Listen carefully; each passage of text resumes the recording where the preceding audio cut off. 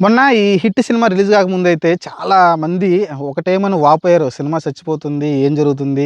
నేను ఆ రోజు కూడా చెప్పాను. సినిమా చచ్చిపోదురా బాబా! మంచి సినిమాలొస్తే ఖచ్చితంగా ఆదరిస్తారు. కమ్‌బ్యాక్ అవుతుంది సినిమా ఇండస్ట్రీ. అంత ఈజీ అంత ఇబ్బంది ఏం కలగదు.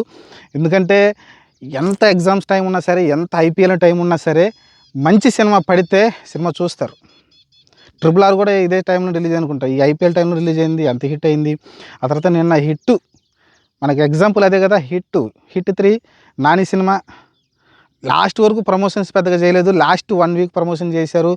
బుకింగ్ చూస్తేనేమో దద్దరిల్లిపోయింది. బుక్ మై షో కావచ్చు, మిగతా ఏవైతే ఉన్నాయో వాటన్నిటి దద్దరిల్లిపోయినాయి. బుకింగ్‌లని కూడా ఆంధ్ర, తెలంగాణలో బీభత్సంగా ఆడేస్తా ఉంది. ఆల్రెడీ 100,00,00,000 నెట్ పెట్టబోతుంది. 100,00,00,000 నెట్ బాస్. దాదాపు 100,00,00,000 నెట్ అంటే దాదాపు 160, 170,00,00,000 దాకా అయితే గ్రాస్ అయితే ఉండొచ్చు.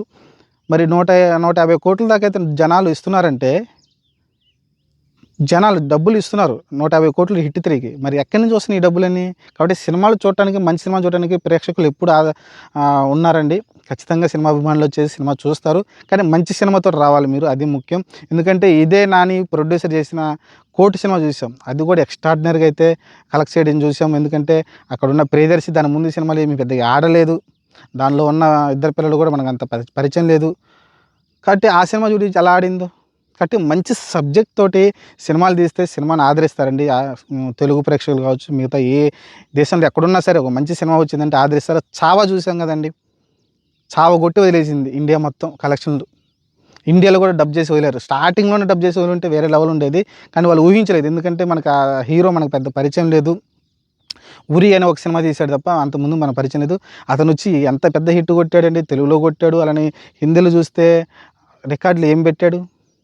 కాబట్టి మంచి సినిమా వచ్చిందంటే ప్రేక్షకులైతే ఖచ్చితంగా ఆదరిస్తారండి. ఇది మనం గుర్తుపెట్టుకోవాలి. చాలామంది అత్యుత్సాహాలు అనుకుంటాను. సినిమా చచ్చిపోతుంది.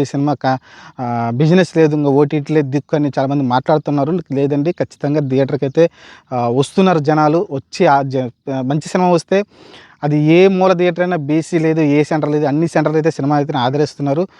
మంచి సినిమాలు తీయండి. మంచి స్టోరీలతోటి ముందుకొస్తే ప్రేక్షకులైతే ఆదరిస్తున్నారు సినిమాలని.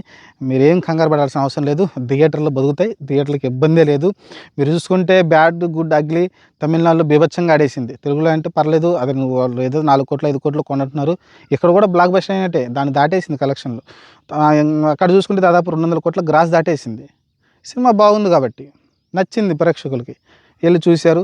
దాని మీద చాలా బ్యాడ్ రివ్యూస్ అయితే ఇవ్వడం చూసాం మనం ఓవరాల్‌గా. సరే ఏదేమైనప్పటికీ హిట్ 3 అయితే మంచి కలెక్షన్‌తో ముందుకెళ్తుందండి. 10 రోజు కూడా మంచి కలెక్షన్‌లు రాబట్టింది. దాదాపు 3,00,00,000 పైన అయితే నెట్ అయితే చూసింది శనివారం రోజున. ఆదివారం రోజు కూడా కలిసి సేమ్ కలెక్షన్ రావచ్చు. 3,00,00,000 నెట్ అయితే రావచ్చు. చూద్దాం మరి. సినిమా అయితే బతికే ఉంది. ఏం ఇబ్బంది లేదు. థియేటర్లు కూడా బతికే ఉంటాయి. కానీ మంచి సినిమాలతో రావాల్సి ఉంటుంది. చిన్న పెద్ద సినిమా లేదండి. ఒక సినిమా బాగుంటే చాలు. సినిమాని అయితే ఆదరిస్తారు. ఈ 'సింగిల్' అనే సినిమా రీసెంట్‌గా వచ్చింది. అది కూడా బాగానే ఆడుతున్నట్టుంది సినిమా. మంచి మౌత్ టాక్ తోటైతే ముందుకెళ్తూ ఉంది. ఆ సినిమా కూడా 'శ్రీ విష్ణుకు' మంచి విజయం సాధించాలని కోరుకుందాం. ఎందుకంటే సామాజిక వర్గమన ఆ సినిమా తర్వాత పెద్ద హిట్లు అయితే ఆయనకైతే కనిపించలేదు. మరి ఈ సినిమాతోటి మంచి హిట్ కొట్టాలని కోరుకుందాం. చూద్దాం మరి ఏం జరగబోద్దో. ప్రస్తుతానికైతే సినిమా ఇండస్ట్రీ థియేటర్ మీద ఎక్కువ డబ్బులు సంపాదిస్తుంది. ఓటీటీల మీద కాదు. ఇది గుర్తుపెట్టుకోవాలి.